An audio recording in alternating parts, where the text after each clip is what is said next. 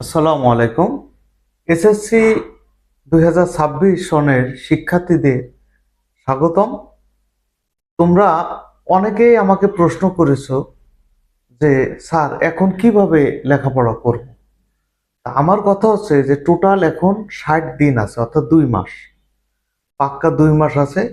এর ভিতরে আমরা গণিতের যে প্রস্তুতি সেটা কিভাবে নিতে পারি, এখন আমাদের সাবজেক্ট ওয়াইজ ওইভাবে চিন্তা করতে হবে। তাহলে আমাদের সবচেয়ে ভালো হয় চ্যাপ্টার কমায় যদি আমরা পড়ি, তাহলে আমাদের সুবিধা। যেমন আমি বলি, গণিতে এখন আমরা বেশি সলভ করব গণিতের বহু নির্বাচন। এই যে গণিতের জন্য আমরা কি করব, বহু নির্বাচনী প্রশ্ন।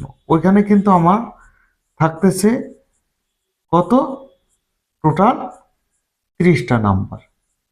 বহু নির্বাচনীতে আমার 30।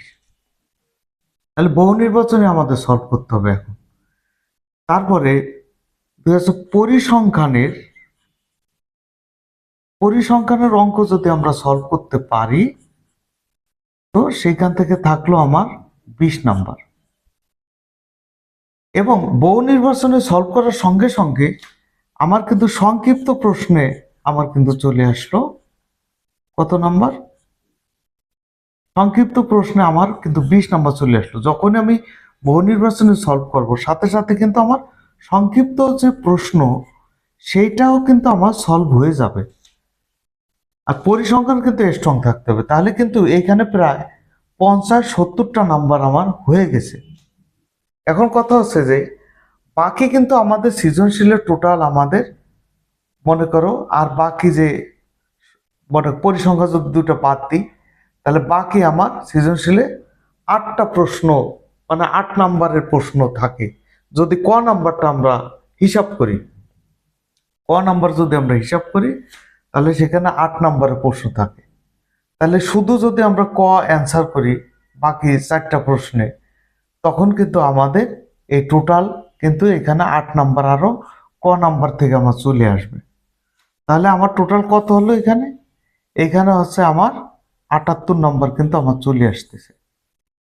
এখন কথা হচ্ছে পাশাপাশি যদি আমি সম্পাদ্যটা আবার অ্যান্সার করি, যেমন সম্পাদ্যটা যদি আমি অ্যান্সার করি, তাহলে সম্পাদ্য যখন আমি অ্যান্সার করবো সেখান থাকবে আমার 10। তাহলে আমার টোটাল 88 নাম্বার কিন্তু আমার ইজিলি চলে আসে।